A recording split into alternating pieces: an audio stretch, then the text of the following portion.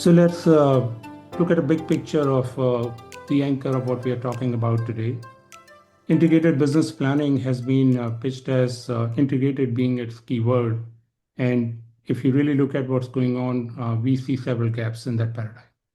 So if you think of all of these planning processes and capabilities as islands and a voyage through them, you will realize that the typical S&OP or IBP process goes through a demand planning, demand review, inventory planning, a supply planning, a finance integrated reconciliation, and an executive review.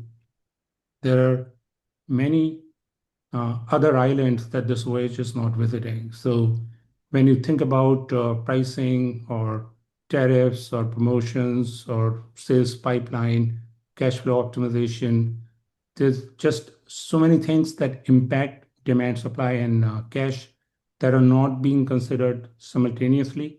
They are loosely integrated.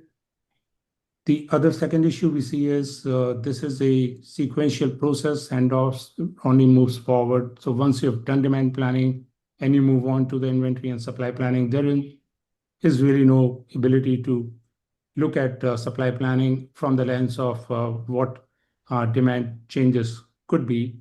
If supply is excess or capacity is excess, how could we change pricing and change demand to better leverage those opportunities? For example, if you've got expiring inventory, same thing with promotions. If you want to understand what the supply constraints are before planning promotions, that opportunity isn't really there.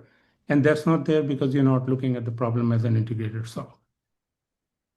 If you look at the same thing from a performance lens, people manage the enterprise through a lot of KPIs, functional KPIs, as you can see on this slide, supply chain, operations, commercial, finance, treasury.